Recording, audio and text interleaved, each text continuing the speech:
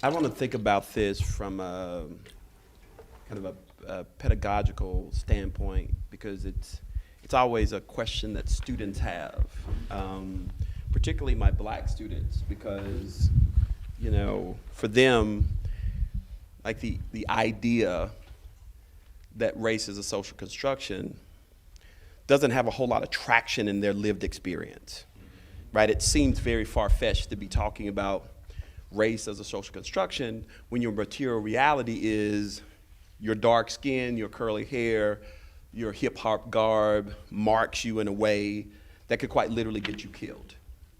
And so it seems like a beside the point kind of issue for them. And one of the things that I teach a lot of James Baldwin. One of the things that James Baldwin says, he said it in the 1950s, and Fire Next Time, he said that the only thing that whites have that black people need is power, or should want, is power.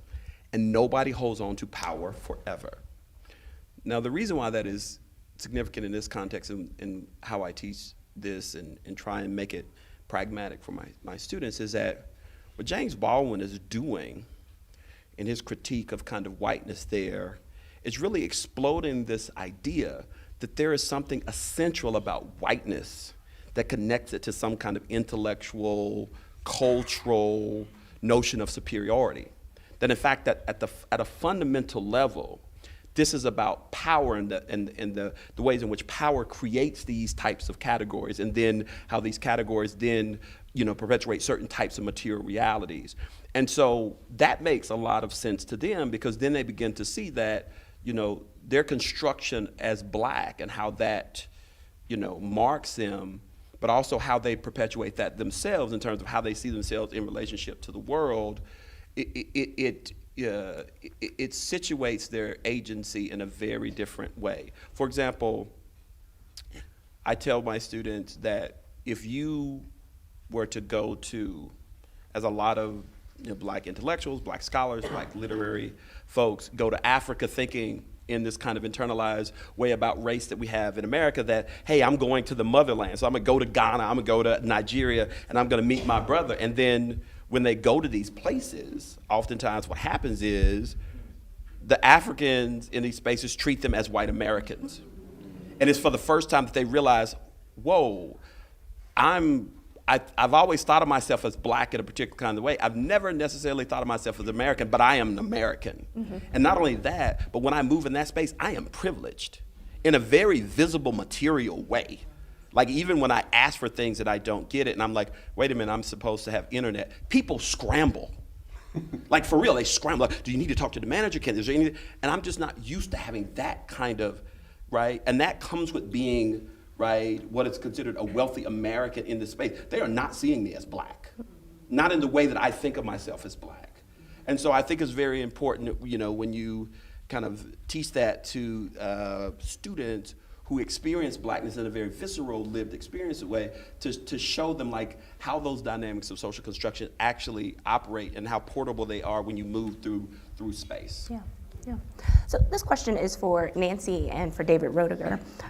So can you trace the evolution of the concept of whiteness in America? What does it mean to be white, and has it always meant the same thing? Well, as a historian, I'd say obviously it's changed. I mean, that's the whole reason you study history, is that things that you think are givens in today's society are just not true in the past. Hey, what's up, everybody? How are you doing? Hope you're doing super great from whatever you're watching us from. As you know, I'm your presenter, Jintric Stories, and I'm hoping that you are doing super fine. Now, when it comes to matter of race, especially in the United States, you get to understand race plays a big part in determination of a couple of things that are happening today in the United States. For instance, when people do election, they don't just view like people, they view what percentage of black people voted for person A, what percentage of white folks voted for person B, what percentage of Asians voted for person C. And so this marks a really, really important aspect in trying to understand race. And when you talk about race, there's an important aspect of race. That is what is called whiteness. Whiteness or blackness, right? And depends to the extent. And in between, we also have other races that falls in between whiteness and blackness, or blackness and whiteness. So as a result, I find the understanding of race in the United States is really, really important.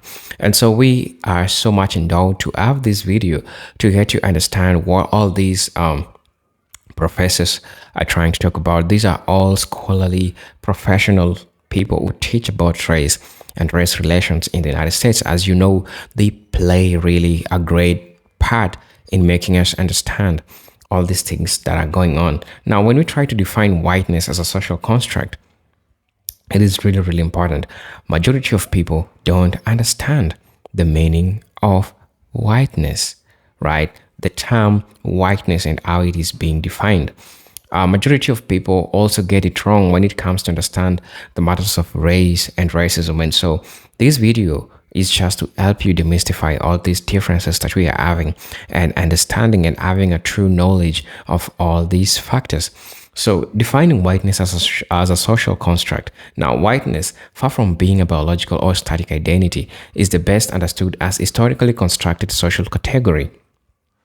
This construct operates not just as a descriptor of light skin color, but as normalized dominant framework through which social power is distributed. Whiteness becomes invisible standard by which all other races are judged, often unconsciously perceived as neutral, objective, or universal. It functions as form of cultural capital, rewarding those with its bounds while penalizing others. The most powerful aspect of whiteness lies in its ability to go unnamed, allowing those who benefit from it view their position as earned through merit or neutrality. Rather than a system of racial preference, this neutrality is an illusion that conceals its role in maintaining systemic inequality. By examining whiteness not just as a racial identity, but as a location of structural advantage and privilege, scholars shift the conversation from individual prejudice to institutionalized norms of dominance. And really, really, you're going to get important insights when it comes to discussing about matters of race in the United States. And you're going all to see, maybe not agree with all the teachers that are going to talk in the video. So I want us to watch the video. I'll be back and then we're going to be discussing about this. And I think if we think about the way in which whiteness was thought about in the 1600s, and I know this is a period that you're all really interested in, right? But one of the things that's very strange is that it is the British who imagined themselves. They admired their oval faces, the paleness of their skin. Of course, today we would think that they're sickly and not at all healthy and to be admired. And Queen Elizabeth was admired for her red hair. So whiteness was very much attached to nationality. And then, again, how categories change, the way in which the contrast, talking about how there's always othering going on. The principal othering that's happening in the 1600s during the colonial period is with Native Americans. Native Americans are constructed as the other, and they are seen as tawny. And what the British did is they took categories from Europe. So the Spanish were also considered tawny. So things that we would never even see, and this reinforces this idea of social construction, is they took categories from Europe and then just adapted them and applied them to Native Americans, because that's what they were familiar with. And it emphasizes what I think is so important, is people see the world through their predetermined ideology. We don't see a pure world. We don't, even though the Enlightenment likes to imagine and compare vision and the mind to a computer or to a camera. In fact, that's not the way it works. We see it through these various filters. And just to give you a few examples, if we move into the 18th century, and that's where race and whiteness was very much contingent on environment. And it was also very much associated by continent. So the assumptions that were connected to that, which we would think is very strange and was very anti-essentialist, was that race was a dynamic category. That someone, that the leading French theorist, Buffon, would argue that essentially if someone is born on one continent, they may have one racial identity, but this was actually a very good friend of Thomas Jefferson, wrote to him, repeating these ideas that it was theorized that if African Americans moved to Sweden, they would turn white. Now, these are, again, ideas that we could not possibly, we don't think in those ways, but this was considered the dominant theory, the dominant idea of the time. If we move into the 19th century, whiteness, particularly in Southern culture, was seen as a luxury. It was very much something associated with the elite. It was very much associated, again, with gender, because gender is also a constructed identity, that it was something that was very much associated with the privilege of protecting your skin color. The idea that to be sunburnt was seen as a sign that you were lower class. And this was actually used in the campaign, the 1828 campaign of Andrew Jackson, his wife. They were attacked in part because his wife was accused of committing adultery, which had happened. She had been previously married, and her marriage divorce had not been finalized, and she sort of ran off with Andrew Jackson and then ended up marrying him.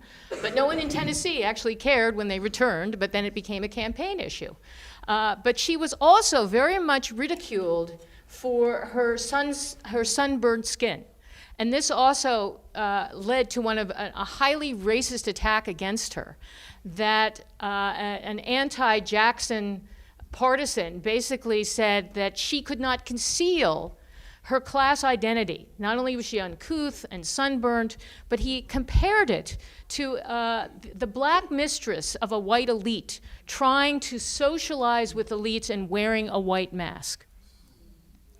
So when we think about like whiteness, it also, and I think this is something that I wanted to say later, but I'll just say it now, that term white privilege is borrowed from class privilege. It's borrowed from the way we've thought of class privilege, but it has had a long history of very much being something that certain people who we today would call white didn't have that privilege of whiteness. David? Yes, thank you. My favorite two words defining or describing whiteness come from Umoja Three Rivers, who's this great theorist. And she describes whiteness as, she says it's a political alliance. And what she means is it's a political alliance that brings together the people who are European Americans who are best served by this economic system and the people who are worst served by this economic system. And I'm also a historian, so the historiography of that, I think, 100 years ago, just about today, Du Bois was writing about this, and he said, personal whiteness, the idea that you own your own skin, personal whiteness, he thought, was about 250 years old. And it's another case where Du Bois is just light years ahead of everybody. If you go back and do the math, he's getting you to Bacon's Rebellion and these series of tobacco cutting riots and rebellions in Virginia and Maryland that encouraged the rulers of those places to divide white from black at law, and also to import many more slaves and turn to a slave labor force regarding an integrated free black and poor white labor force, indentured servant labor force, as too unruly. So that's the story I've told forever. I just got back from a long stay in Australia, and every time I go to Australia, I think it's not quite right.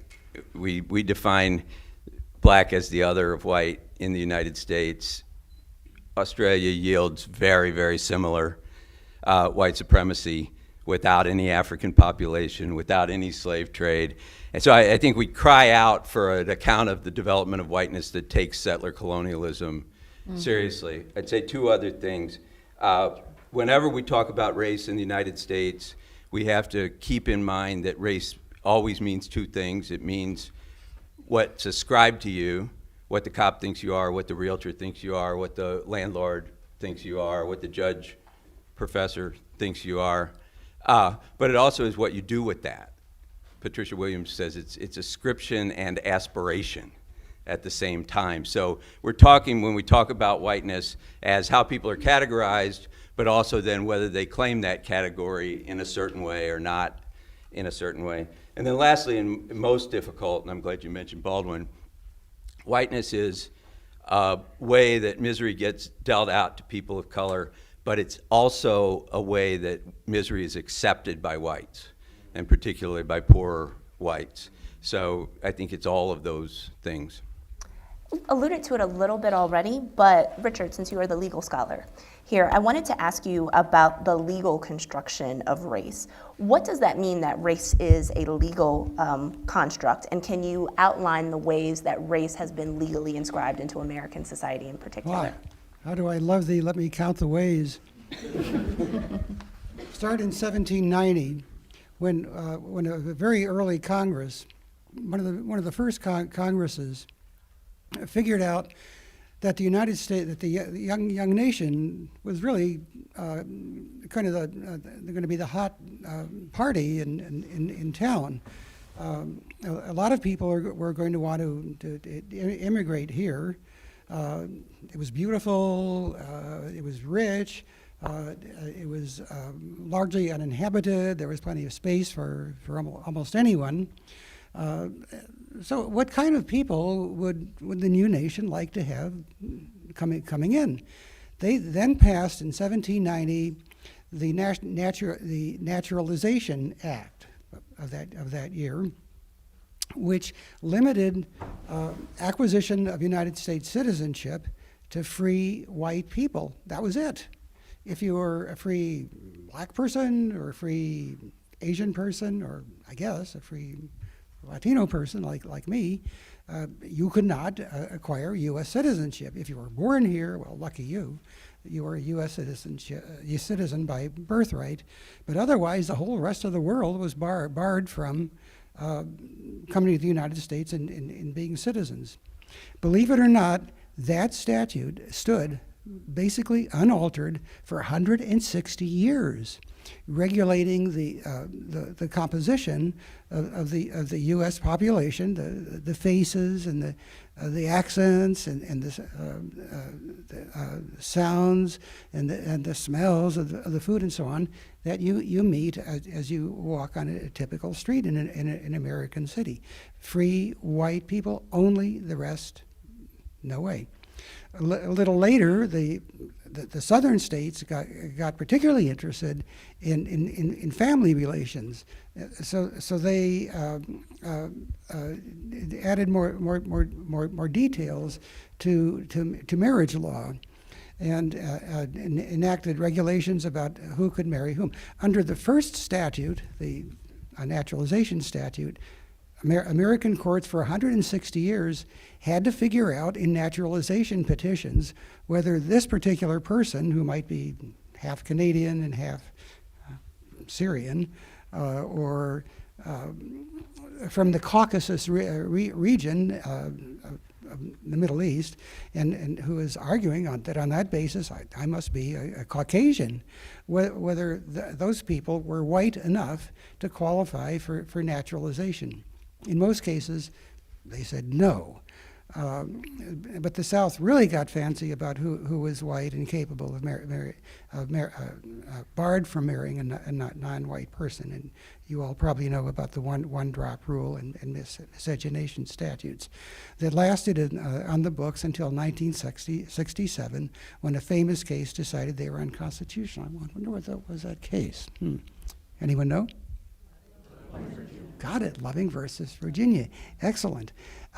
By the way, Indians came in for their own early relegation to the netherworld of non-whiteness. In Johnson versus McIntosh, the most famous Supreme Court justice in history, John Marshall, decided that if you were Indian and thought you owned some land, too bad for you. The doctrine of manifest destiny meant that European nations who got here first owned it all. Too bad for you.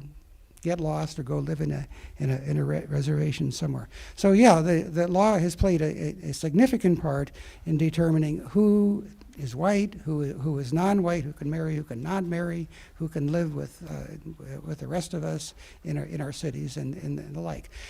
But you know something? It doesn't happen just by itself. It's not like a machine. You turn the crank and it yields decisions. You win, you lose.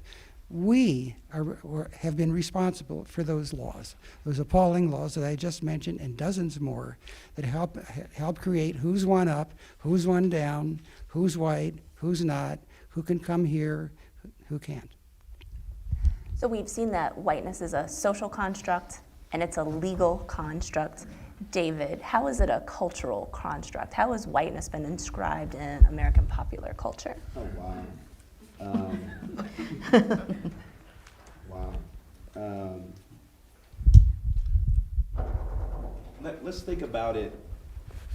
I'll give you an example I use with my students, and then I'll kind of see if I can't bring it up to speed and talk about my girl Iggy. We're talking about Australians, right? I ask my students, usually the first day of class, particularly in my literature courses, I say, what is the difference in terms, who is considered a universal author versus a race author between William Shakespeare and Toni Morrison? Right? Who's the universal author? Who's the one that can speak across class and race and gender and and I just let them raise their hand, and people say, well, it's Shakespeare, it's a universal writer because he's he does this and does this, and Toni Morrison, she's the race author, da da da da, and I go wrong, wrong, and then after a while the hands start kind of going down, like what's going on? Like the difference between Shakespeare and Morrison in terms who's a universalist writer and who's a race writer is white power. Who determines what is universal, right? Who determines how something is valued, right, culturally? And this thing it turns into cultural common sense, right? Jane was, Nancy was talking about how we see our worlds through the ideological filters that we are given, right? So for example, Africans didn't become Africans until Europe invaded Africa, because before then they were Zulus, they were Igbos. They didn't think of themselves as Africans, right? That was imported, right? So you have to think about it within the context of power and who can appropriate that power in certain kind of ways. So for example, you think about Iggy Azalea, right? This Australian woman who comes to the US. She is kind of picked up by T.I. He basically writes her lyrics, and she appropriates this black Southern hip hop like flavor and flow. And you have all these talented black women out there who've been on the grind forever, can't get no love. Iggy comes from Australia, not even speaking in her native accent. And suddenly she is on the cover of GQ, the new face of hip hop, right? And suddenly, everybody's talking about Iggy as this very as if somehow the lyrics that she's saying in her cadence, they've never heard before. They're brand new. These are new things. It's like when white folks start wearing cornrows or whatever. And oh my gosh, look at this cutting edge style, right? It's amazing. Where did this come from, right? And it's, folks are looking around going, seriously? This is the appropriation. This is the cultural appropriation of our day. So we start thinking about and that's, again, it gets us back to the race as a construction. You talk about the portability of this, right? That you can literally say, oh, I want a little bit of this, I want a little bit of this. But it's almost like Greg Tate says, white America wants everything but the burden, right? They want everything but the burden. So I think in that way, in terms of that cultural construction, you literally see the way that somebody can come, not just white in America, white from a completely different country, from a completely different culture, and just say, oh, I'm gonna take some of that black girl magic, and I'm gonna put it in here, and I'm gonna present it to the world. And people, oh my God, where did that come from? That's so new, that's so cutting edge. And Tamika, for real? Seriously? So I'll end with this. There was a great moment in Dave Chappelle, when Dave Chappelle's skit was, when his variety show was the show, where he said, you know, I'm gonna say some racial stuff, but because you can't hear me as a black man say it, I brought this white opera singer here. So I'm gonna say these things and I'm gonna let her sing them. And in some ways he was signifying on that moment that literally his embodied blackness rendered what he said deaf to his white audiences, but that same type of, that's the same words, same ideas rendered through this white woman and her voice and her, you're right, her embodied whiteness suddenly rings true, rings insightful, what have you. So you literally see these moments in which that dynamic of embodied blackness, embodied whiteness, communicates these different messages. So white has also not been a static category. We've talked about this a little bit. So this question is for David Roediger and for Richard. How did new groups coming to the United States become white? By what criteria are some groups counted as white and other groups not? So since we've been talking about culture and you've already halfway referenced to the Kardashian, how did the Kardashians get to be white? Well, let me talk about immigrants.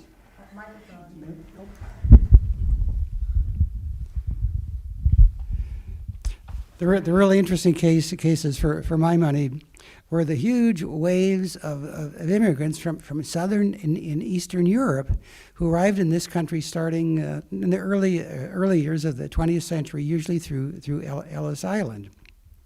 These were people who, under the naturalization statute, were undeniably European. They were, white. They were entitled to come here and become U.S. citizens if they wanted to fill out the papers. But real white people in the United States, Nordic, Aryan whites from Northern Europe, didn't know what to make of them and didn't particularly like them. These are people from Italy, from Greece. They were Slavs from the various Slavic nations. They were often kind of swarthy looking and not really black, but not pale white either. And besides, they didn't act right. They continued speaking their weird languages months after being here, and they ate unusual food, ravioli and spaghetti, and not hamburgers, and good American fare, and peculiar music and dance and dresses and so on. They didn't really fit in. They were not really white people. In fact, many of them, millions of them, were deemed black. Believe it or not, considered black, like African Americans. Eventually, they worked their way into the white category and are today, white people with Italian ancestry or Greek ancestry or whatever. And they did it in a story that David has told, David Roediger here has told better than anyone else. And it seems to come down to three ways. They became white through, number one, acquiring wealth, money. Money lightened them. Sometimes their money came from nefarious, that's the new hot word today, sources like gambling and numbers rackets and protection rackets and gangster activity and so on. But after a while, some of them had real serious money, one step toward whiteness. Number two, they became white by joining the Democratic Party. That was really important. The Democratic Party accepted them, loved them, taught them how to vote, and now they became Americans, Democrats, but Americans. And third, they gained admission to the white race by agreeing to and learning how to be really racist, really to stomp on the people who were at the very bottom of the ladder, namely blacks. Three routes to whiteness for those millions of people from the nether regions of Europe, the South and the East, basically. David? Yes, I can't improve on that scarcely at all, but I would say that I'm really excited about this term that's come out of Britain recently, a sociologist named Satnam Virdi, a South Asian sociologist who has coined the term racialized outsiders. And he's tried to write a whole history of Britain as if it were not a white country, as if its social movements were always enriched by Africans, were always enriched by South Asians, were at other periods always enriched by the Irish, who were considered not quite white, always enriched by Jews in leading roles. So he's after this changing but on trial group of people, and some of them aren't on trial. Africans are just excluded, and in the United States too, but there's always this population in the United States, or often this population of what Verdi would call the racialized outsiders. And it's an interesting term because it kind of implies that as you shed those foodways and language habits and dances and things that Richard was just talking about, you're going to move toward a mainstream position and toward a white position. But your own country people who come in later are still going to be seen as racialized outsiders. So I think it really is a key way to think about the racial order in the United States now. Eduardo Bonilla Silva has been saying the new division is between black and non-black. Mm-hmm. And I think it's between black, non-black, and racialized outsiders increasingly in the United States. Yeah. So we mentioned it before, we've talked about this term white privilege. How would you all define white privilege? What is it?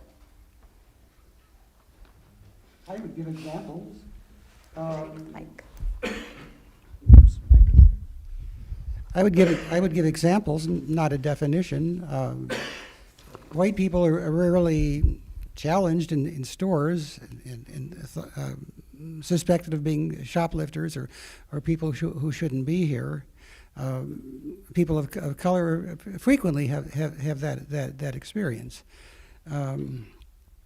Let's see. Oh well, Peggy McIntosh has a famous list of 46 privileges that come her way by virtue of being white. And then recently, of course, police-citizen interactions have been in the news. Whites are very rarely treated brutally when they're stopped by a police officer or approached on a sidewalk and asphyxiated, squeezed to death. But these happens fairly commonly, and with people of color, especially young men of color. So it's a privilege not to have to worry about that. A lot of white folks basically have a bad attitude towards the cops. Something happened to them, or a friend of theirs, and they got caught, and the cop was rude to them and took them downtown, and they had a fine of $350, and that was all radically unfair because what they did was basically not that bad. So they have a poor attitude toward the police. But black people who did the same thing might have a fine that's much larger, might have spent a much longer period of time in jail. The bail that was set for them might have been much larger. So it's an aspect of white privilege to be treated not too badly when you mess up. I think Peggy McIntosh. I think it's Peggy McIntosh who says that or maybe it's Robert Jensen who says the ultimate white privilege is a privilege, basically, of not having to think about race or its implications in your life, right? I mean, it's like you get up in the morning, and as a black person, you can't just say, you know what, today I'm gonna just be David. You know what I'm saying? Forget all this race stuff. I'm just gonna be me, right? Till you drive and you get stopped by the cops, right? Right? Or you have an intense kind of conversation with your white, in some cases, woman scholar, and she starts crying, and suddenly you have a white male, peer of yours that comes to the rescue, and the white tears, and you're looking around going, what just happened, right? I'm just, or the other thing that the analogy that I use to my students is like, say somebody knocks on your door, and you go to open the door, you look down and you see a bag full of money. Now, there's bullets in there, and there's blood in there, a little bit of hair. You're looking around, you don't say, well, I don't know where this money came from. So you kind of take it in, and maybe the first day you report it to the police. It's just money at my door, I don't know. And then every day, that money keeps coming, Sometimes I go, well, nobody's reporting this. Maybe I'll just use some of it for rent.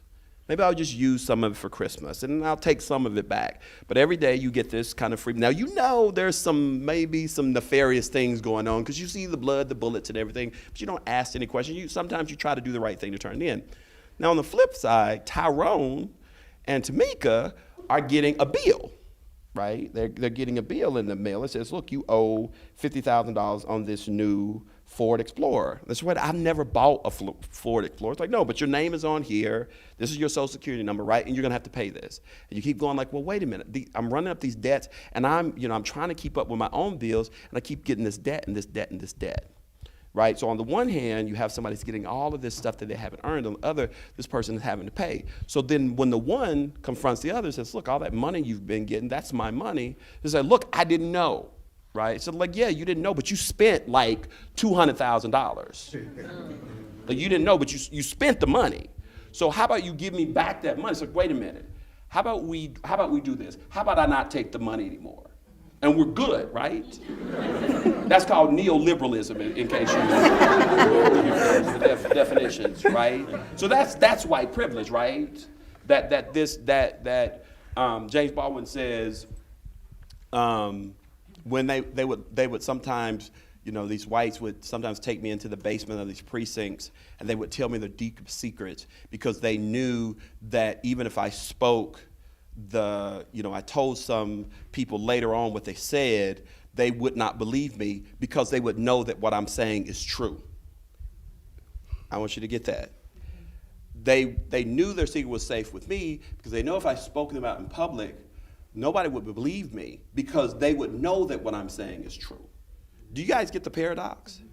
Like, so you can speak freely about this kind of stuff in the presence of a black person, and because the society is set up to not know what they know to be true. So when Colin Kaepernick takes a knee, we're talking about the national anthem, right? We cannot talk about the thing, right? That we know is there, right? Because that thing that's there is gonna make me think differently about myself. So I'm gonna talk about the thing I can talk about to keep me from talking about the thing I know that is there. And that in some ways is how white privilege works. It is what Toni Morrison calls a distraction. It's always one more thing. So let me build on this with Nancy and with David Roediger. So as you've mentioned, Nancy, already, white privilege connotes affluence and advantage, and clearly not all white people are equally advantaged.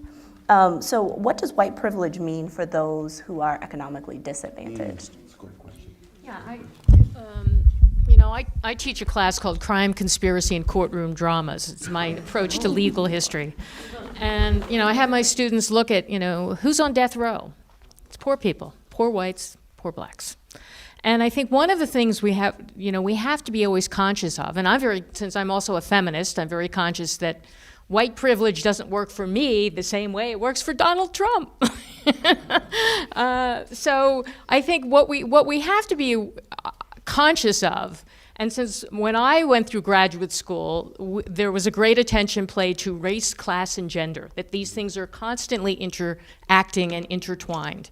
And the mass media at times wants to pick one category over the other and simplify it. And unfortunately, and this is where academics get in trouble, we know it's more complicated than that it's not just one versus the other. And I always worry when we kind of fall into that the simplifying of the category. And I think one of the things historically we have to think about, and one of the things that I write about, I'll just show you again some examples of things you probably aren't aware of, to show how complicated race can be and why gender and sexuality, and what my two categories that I focus a lot on are the categories of breeding and pedigree. Breeding and pedigree. These are categories we inherited from Great Britain. They have class connotations, class lineage, class ancestry, your name. These are all categories that are used to define your class position. But breeding was also very popular because people were analogized to animals. So breeding became another way to sort and divide people. and it had racial and class connotations. And what I want to make you sort of, again, think about the complexities of race and class. For example, in the state of Virginia in 1663, the way in which one was defined a slave was whether your mother was a slave. It was a system of breeding. It essentially said that the children of a slave woman became a slave. Now think about what that means. That means if she has sex with a white man, her child is still going to be a slave. Now why we have to be reminded of this is because this other language of pedigree and breeding has also dominated the rhetoric and how we sort and divide people. And one of the things that my work uncovered is that many of the things that are used as terms of derision that we associate with racial terms of derision have often been used as class terms of derision. What we also inherited from the English was this obsession, and this is so central to American identity and our politics today, is this assumption that some people work hard and they work hard and they get what they deserve. And then there's somehow people who don't work hard who are waiting for handouts, this kind of notion of work. Why are we so obsessed with that? Well, because the British were obsessed with idleness, being idle, being lazy. And the terms that were constantly used well into the 20th century to dismiss poor whites and poor blacks was being shiftless. The other term that was readily applied is, and that's important to me, is that class identity was linked to whether you owned land. And as you know, property is an essential legal category. It was the reason that slaves were defined as who they were. They were also defined as chattel property. Women were also denied the vote because under the terms of coverture, they were not seen as autonomous human beings. When they were married, their identity was subsumed into their husbands. So one of the things we do have to remember is that when we try to understand whiteness, as I said earlier, it is a category that is manipulated by class. So, yeah, and gender. And the fact is that privileges, I was thinking about when you said about not having to think about it. This is what elite people have to, they don't have to worry about things because in the past, they had servants doing things they didn't want to do. They were protected and isolated, so they, in a sense, had the privilege of not having to think about responsibilities. And I think that's one of the things we have to always kind of include. And with gender, I think we have to make it even more problematic because whiteness for white women is often not a privilege. It often can be very constricting. And if we go back to the way in which women were seen as trophies that have to be controlled and manipulated, and that their sexuality has to be protected and defended to such a degree that lynch mobs could be formed, that was not a privilege. That was another way to control them by claiming that they symbolized whiteness and purity, but in fact, it is not at all a privilege. Thanks. You kind of stuck with me naming people I love and know more about this than I do. I always think that there's no reason that if there's some other scholar that has a better idea than I, that I'm just going to send you to that other scholar. Sometimes just to credit the other scholar, but in this case to say you need to all go out and read this other scholar, and the scholar is Cheryl Harris, the great legal scholar at UCLA. Cheryl wrote paired articles in about 25 years ago now in Harvard Law Review and Cardozo Law Review. The Harvard Law Review one was called Whiteness as Property, and she kind of charts for 100 pages all of the different ways in which whiteness and property and the pursuit of property were related in law in the United States. And the title begs for somebody to ask the question, well, what about whites who don't have property? And at a certain point, about halfway through the article, Cheryl directly takes this on. And she says, one of the things you have to realize is white property is also an expectation of payoff, an expectation of benefit. Yes. And so if you actually have no other property except your property in whiteness, what Du Bois called your personal whiteness, you might be more tempted to say, that's what I own. That's what I identify with. Now, we've seen in history the opposite happen, and poor and working whites become available for interracial alliances of the poor. But there is, Cheryl says, a certain logic to this. And then to not making that choice and to identifying with whiteness. And then in Finding Sojourner's Truth, she says something very like what you just said. She says, what's the difference between, in most of U.S. history, between a black woman and a white woman, of whatever class, white woman? And the difference is, she says, one can only give birth to slavery and the other can only give birth to freedom. And that's a profound material difference that she's talking about there. Yeah.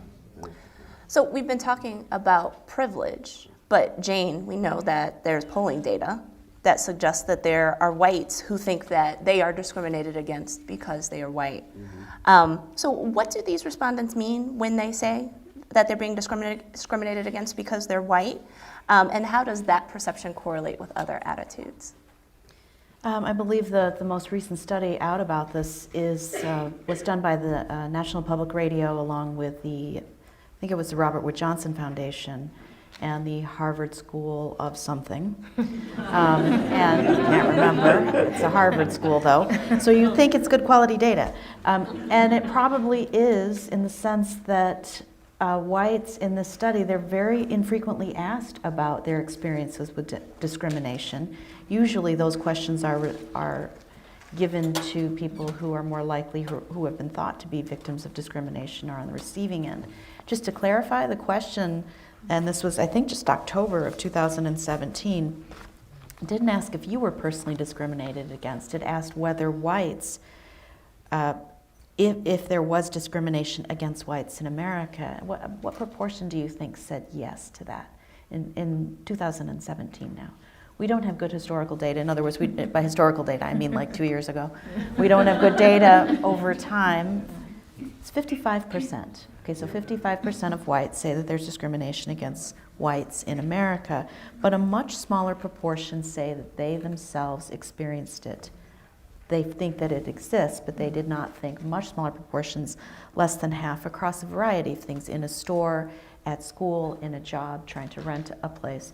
Much smaller proportions. On the flip side, of course, when whites were asked, do minorities experience discrimination in the United States, the proportion is much higher, and the study reports that at 84%.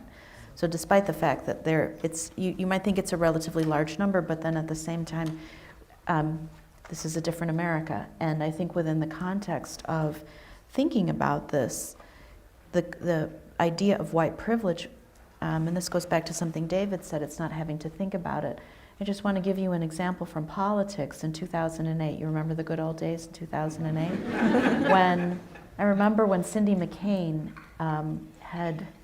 she's an alumnus of the university that I teach at, and they were describing her as, potentially the next First Lady.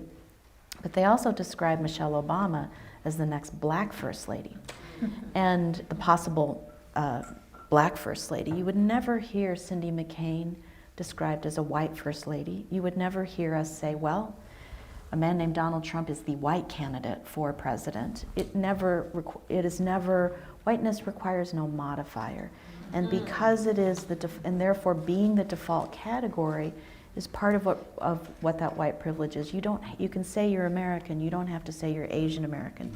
And then people will say, well, where are you from? And you say, well, I'm from California. And they'll say, where are you from? And then I know what they mean, because it's not necessarily a negative question. It simply says that my status as an American is always going to be challenged as a function of the fact that I don't look and don't appear and never have been classified as white. So I just want to say within the context of that, if we were wondering whether or not perceptions of discrimination are getting more intense among white Americans, you might think about this within the context of status anxiety and the significance of having a black president for the last 2 terms.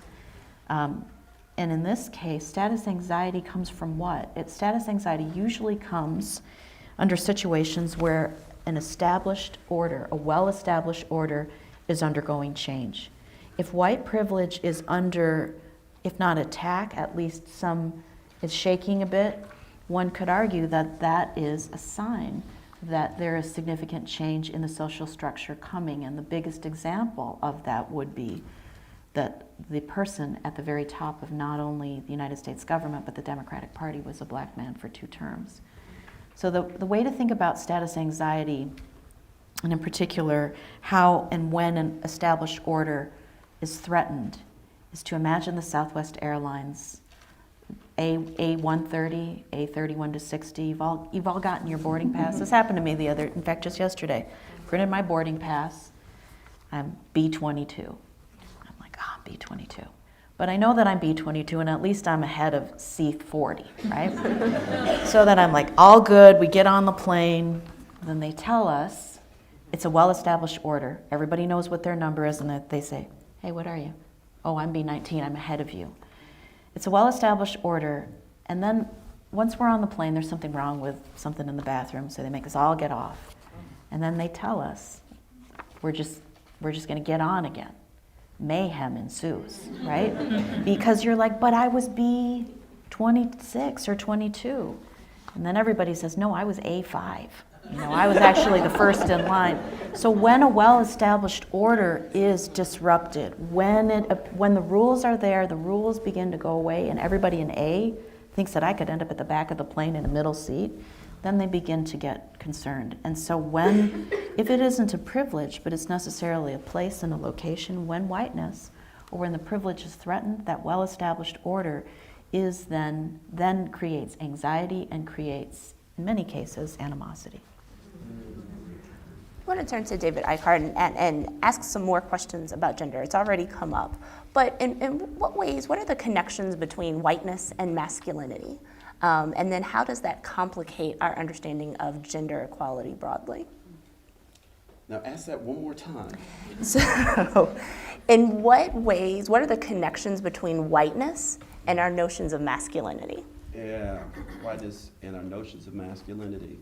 Well, that's a great question because I think it goes back to some of the things that Jane was saying about whiteness as normalcy. And I'm thinking here about Paul D. and Toni Morrison's Beloved, right? And Paul D., he lived on a plantation with a prior master who gave the black men guns and allowed them to marry and allowed them to have a certain amount of freedom. And then when that master died and they got a new master, and that master took away their guns and started to, like, quote unquote, emasculate them, Paul D. goes through a process in which he wonders if his masculinity, if his manhood was tied to this white man who could give it and take it away, right, on one level. But also this kind of notion that somehow masculinity, normative masculinity, is also tethered to whiteness, right? And this notion of patriarchy, right? This nuclear family. So as a black man, in order for me to be a man in the society and be visible and be seen, then I have to be a provider, I have to protect my woman, I have to demand certain kinds of respect in spaces, right? Which is why you see, for example, if you look at early hip hop, you had these kind of audacious displays of like wealth, like the big gold chains and right, and the cars, and you had to have multiple women, right, in some ways, because you saw this kind of exaggerated notion of masculinity, right, absent real structural political power. Like Trump doesn't have to walk around, even though he does, right, but he doesn't have to walk around to remind people he's rich in a certain kind of way. Whereas if you don't have access to those trappings of normative, quote unquote, normative masculinity, then you have to put that on display. That oftentimes creates tension, particularly between black men and black women in heteronormative relations, because there are expectations, sometimes spoken, sometimes unspoken. We always see this in these kind of conversations about gender and expectations. Who pays the bill? What does that mean, right? Joan Morgan does a great job when she talks about, right, and in terms of being a hip hop feminist. She's like, look, now I'm going to be real with you, right? She's like, when I'm at dinner, like, I'm a feminist, but like if dude slides the bill over to me or says split the check, I'm feeling some kind of way about that, right? And part of that is there is kind of a sense of an expectation of his masculinity, but also black women have not had the experience of being in this interesting, like, and problematic way of being elevated in the context of being considered ladies, women. And even though it's like, oh, you know, we didn't need that and that's bosh. Well, actually, there is a currency with being respected in a certain kind of way where somebody stops and opens the door for you or somebody pays a certain kind of respect to you. There is some currency to that. And for us to deny that that doesn't exist is for us not to be real. I remember when I was first married, to give you the example, I'm now divorced, but I remember the first Valentine's Day. I was like, you know what? You know, Valentine's Day is bogus. And my mother, she was like, yeah, you're absolutely right, but I want roses. I want my chocolate. And we better go out and get something really nice to eat, right? So, right, masculinity matters in this kind of way. And because it's normative, what that means is that black men are always trying to negotiate what that masculinity means in terms of their self-worth. And I'll make this last point. Because of that, oftentimes you see black men, and I think Michael Eric Dyson makes this point very eloquently. You see black men kind of don this kind of exterior in terms of their garb, in their sort of clothes, you know, the baggy pants, the big coats, or whatever. And we see that kind of as threatening. But the way he argues is this is a kind of protection. Because the number one emotion that black men, when they survey black men, they ask, well, what is your number one, what do you feel most of the day? You know what they say? You know what the number one emotion that black men say that they fear on a daily basis? Fear. Now think about this. Constructed as so lethal and dangerous in their body, that Trayvon Martin, who was unarmed, they made an argument in the court that, oh no, he was armed. He had the concrete. You're comparing the concrete to somebody with a loaded weapon who is 80 pounds heavier than he is?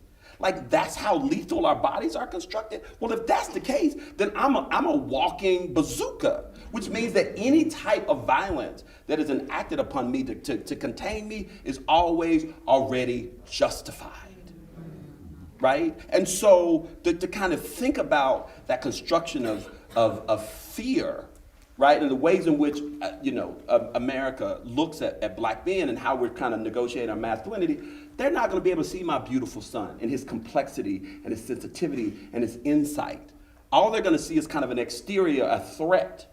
And so to kind of raise a black boy, right? Raise a black boy to have that level of sensitivity, to have that level of insight, but at the same time, having to tell him that the world is not going to see that. They're not going to see all of that beauty, to use James Baldwin's language. What's going to happen to all that beauty? They're not going to see that. They're going to see this kind of distorted notion of this lethal person. And I think trying to negotiate that from a standpoint of a boy and a man, it's really difficult negotiation. And I have not figured out, right, as a parent, as a man, how to navigate that. But it's a real pressing question. Before we open it up for questions, we've got to talk about a couple of really contemporary things. So I'm just going to sort of modify this a little bit and just ask questions about 2016. So how does whiteness explain the results of the 2016 election? Do you want to start, Jane? Well, there's much to say. But I think one of the most puzzling aspects, if not puzzling, one of the most jarring aspects for many people, myself included, but only, I'm technically an expert in this, but I didn't actually know this until a few years ago when someone asked me to look at the voting data disaggregated for women by race. Because for so long we have heard the story that women are more democratic, and women are indeed more democratic than men in America, in American politics, and in fact a very large gender gap, usually 7, 8. This past election of 11 points, women are more democratic than men.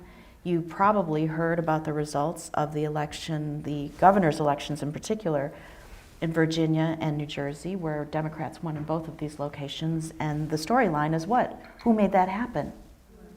Women made that happen, right? Was it all women that made that happen? So what do we know about white women in 2016? So after the Access Hollywood tape, you thought, it's over for him, right? And you think, well, women aren't going to vote for this guy. Did white women vote majority for Trump, in larger numbers for Trump, or for Hillary Clinton, the, in fact, descriptive representative of white women herself, both gender and race? Did white women in 2016 vote more for Trump or more for Clinton? For Trump. You all know now, right? And it was a pretty good margin. It was, I think, 52 to 43. Why did that happen? How and under what circumstances, when white women, and by the way, is this a weird thing? Like, didn't white women vote for Obama in 8 and 12? Majority of white women vote for Obama? No, they did not. In neither election. Okay, how about earlier on? How about for Kennedy? They would go for Kennedy? White women? You're like, you're setting me up. No, they did not. They did not. So it's not an unusual thing. It's not like a departure, some great departure from the past. But over the 18 federal elections for United States president between 1952 and 2016, in how many elections did white women vote Democratic? How many do you think? 2.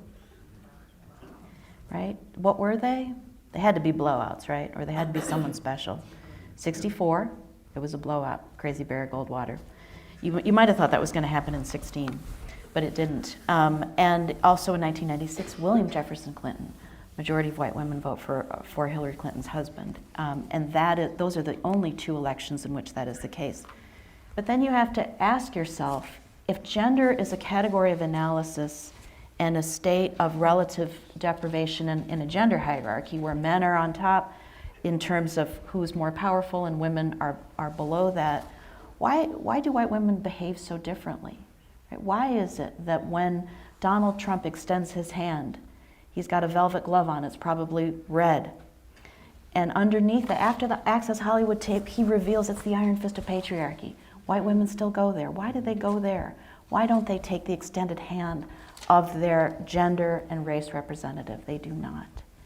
And yet at the same time, what makes women look democratic overall then? Who's making that happen? Women of color are making that happen. So women of color vote something like 94% Democratic in New Jersey and Virginia. So the majority of white women, and by the way, in New Jersey and Virginia in this most recent election, did white women support Democratic candidates? They did not by a majority. So it's women of color, and there are more women of color because of immigration and the Voting Rights Act. That's why we see what we see. But you have to ask yourself, and this is one of the most interesting questions for me, why is it, how is it that the same heat, so there's a psychologist called Gordon Allport who wrote something so profound and yet so ordinary. You turn the skillet on, or you turn your stove on, you put the skillet in, it heats up. You put butter in, and it melts. You put an egg in, it hardens. The same heat that melts the butter hardens the egg. The same Access Hollywood video, that same comment, it melts resistance for some, it hardens resolve for others.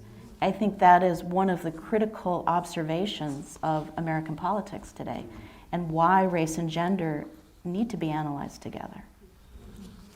So I want to ask 2 more questions. I'm going to ask them in succession. So they both relate to class. So Nancy, I was wondering if you could talk about the results of what we think about as working class white voters in Pennsylvania and Wisconsin and Michigan in 2016. And then David Roediger, I wanted to ask you about populism and about the ways that white privilege inflects Bernie Sanders' version of populism. Yeah, I just want to add one more thing about gender, is that one of the reasons that I think white women also tend to be historically very conservative is also the way in which, and this is a very old trope, but it still holds true, is that men essentially are seen as representing the world. Women are only a part. And this is even true in terms of how they view themselves. I mean, one of the things, as I said, I'm a feminist. One of the things we have to know is that women can often be the worst critics of other women. So I think if we also did a survey of who hated Hillary the most, we know who would be at the top of the list. And that's, again, because the expectations and the anger and the resentment. I'll throw in one more point. The one time when women, and even conservative women, loved Hillary Clinton was when it was revealed about Monica Lewinsky. And they thought, well, that woman got knocked down, she's suffering like I am, and now I like her. So yes, I think the gender politics of power and the way in which women identify with themselves is also extremely important. As far as the election, I mean, the strange thing we have to realize is that if one of the problems, I think, with the media is that they keep talking about the white working class, and that's a completely inappropriate category, because we know that people who voted for Trump were across the economic spectrum, and it came from the rallies. And in fact, even before they were calling them white working class, they were calling them white trash.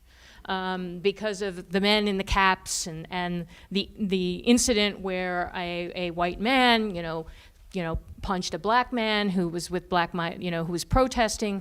So that image, in a sense, shifted from white trash to white working class. And the problem with that is that it doesn't, reflect the final results in terms of the way women voted. One interesting fact about Wisconsin is that in the primary, conservative, middle-class, suburban Catholics outside of Milwaukee voted for Ted Cruz.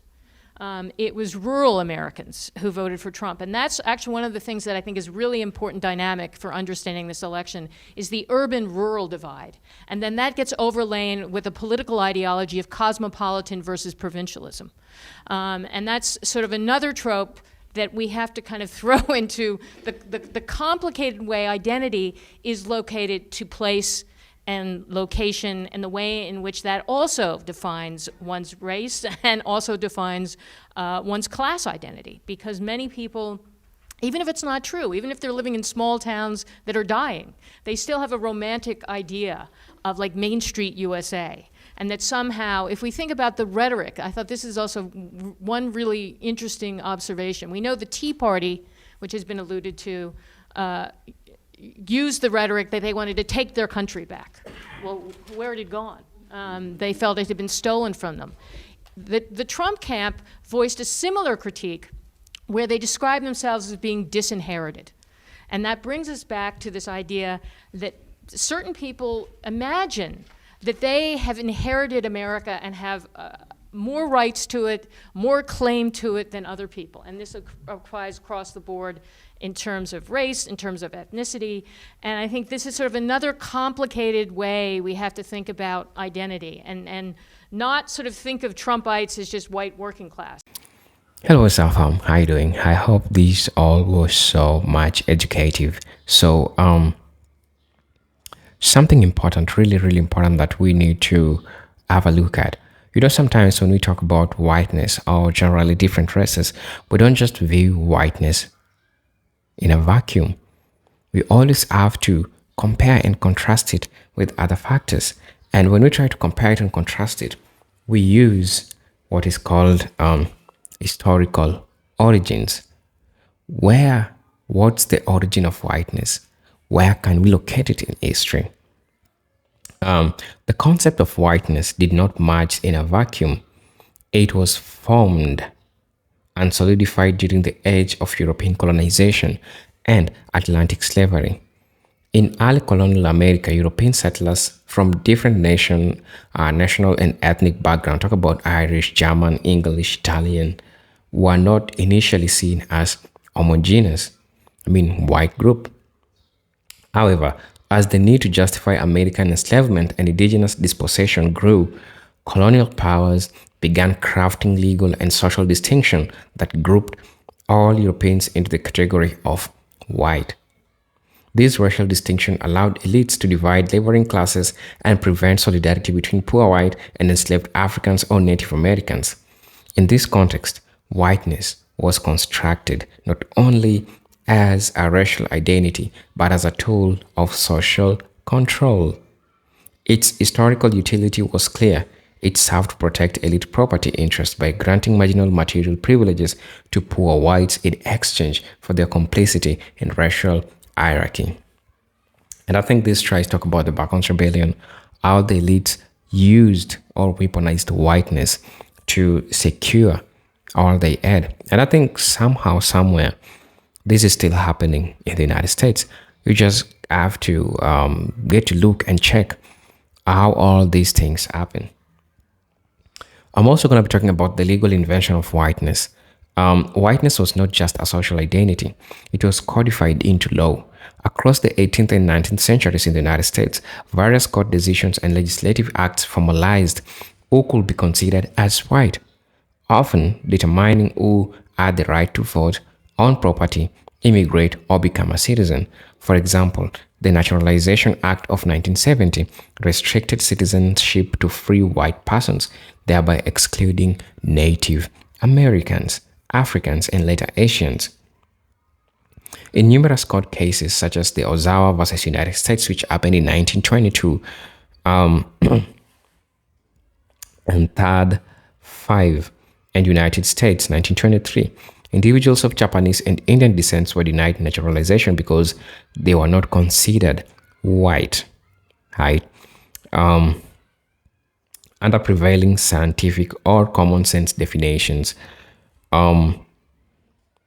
Legal scholar Cherry Harris firmly argued in her essay, Whiteness as Property, that whiteness functioned like a form of property, something that can be inherited, protected, and invested in. This legal framing meant that whiteness was more than descriptor. It was a source of institutional power and socioeconomic advantage. That's how power was seen. Also, getting to understand all how these really came to be, you get to look at the role of education in upholding whiteness. Educational institutions in the West have long been instrumental in reinforcing whiteness. From the structure of curriculum to the cultural norms of expectation within classrooms, schools have historically centered white perspective as objective, rational, and superior. Textbooks have often ignored or distorted the histories of non-white people, presenting Western civilization as the apex of human development. Moreover, students of color are often subjected to disproportionate disciplinary practices, low expectations, and curriculum that fails to reflect their cultural realities. Universities, too, can become sites where whiteness is upheld through faculty hiring practices, admission policies, and marginalization of ethnic studies. Even well-intentioned diversity initiatives can inadvertently reinforce whiteness if they tokenize non-white students without addressing the institutional power dynamics at play. Thus, education plays a dual role. While it has the potential to challenge systemic racism, it often serves to reproduce the status quo by normalizing Western dominance. And I think some countries in Africa, to begin with, were taught the curriculum of the European curriculum, white people's curriculum. And later on, we had people who wanted to decolonize the mind of Africans and to show them a perspective that they could do things different, they could tackle things different, they could solve problems differently. And that's how they started giving and removing the perspective that was there before. And so sometimes schools were used to uphold whiteness by teaching the histories that belonged to white people instead of focusing on histories that benefited black folks. Also, whiteness in economic systems and class mobility. Whiteness has historically shaped access to economic opportunities in profound ways, often determined who could accumulate wealth, own property, or pass on generational assets. In the US, federal housing policies in the 20th century, such as redlining by the Homeowners Loan Corporation and the GI Bill, excluded black families while subsidizing white suburban growth. These structural investments allowed white Americans to build wealth through home ownership, which became a key avenue of middle-class stability. Economist and legal scholars Dorothy A. Brown has demonstrated how tax policies continue to disproportionately benefit white families due to racialized ways income, family structure, and property ownership intersect, employment discrimination, wage disparities, economic inequality. Thus, whiteness not only confer cultural status, but also translate into tangible economic advantages that are often mistaken for personal success or hard work. You also get to look at whiteness and cultural representation. The media and popular culture have long played a critical role in construction and maintenance of whiteness. Hollywood films, mainstream literature, and advertising overwhelmingly features white protagonists and perspectives, subtly positioning white experiences as the universal human experience. This erasure of stereotyping of people of color reinforcing a racial hierarchy where whiteness is central and unquestioned. Even when non-white characters appear, they are often framed in ways that affirm white morality, intelligence, or heroism. Cultural theorists, right, argue that this form of representation dominates not only marginalized non-white voices, but also shapes how audiences understand race, identity, and power. Furthermore, cultural appropriation, where elements for non-white cultures are borrowed and commodified without respect or credit, demonstrates how whiteness can consume other cultures while denying those cultures equal access to power. Whiteness in this context acts as a cultural vacuum that absorbs but never relinquishes control. Also, you need to understand the psychological mechanisms, white fragility and white denial. Probably, if you talk about the white fragility, who comes into your mind? Robin DiAngelo. Robin DiAngelo introduced the term white fragility to describe the defensive behaviors white people often display when confronted with their own racial privilege or when discussing racism. These behaviors can include anger, guilt, silence, or withdrawal. Such responses are not only emotionally charged but strategically derail conversations about racial justice by recentering white feelings over black and brown experiences. The psychological mechanisms behind white fragility are deeply embedded in society that shields white people from racial stress. Since whiteness is the societal norm, most white individuals can go through life without having to confront or question their racial identity. While challenged, the dissonance can be experienced as a personal attack, right? Rather than an invention to grow. This emotional investment in innocent is major barrier to dismantling white supremacy as it enters on a self-reflection and the collective work needed for systemic change. Also, what you need to understand is that whiteness as an ideological system.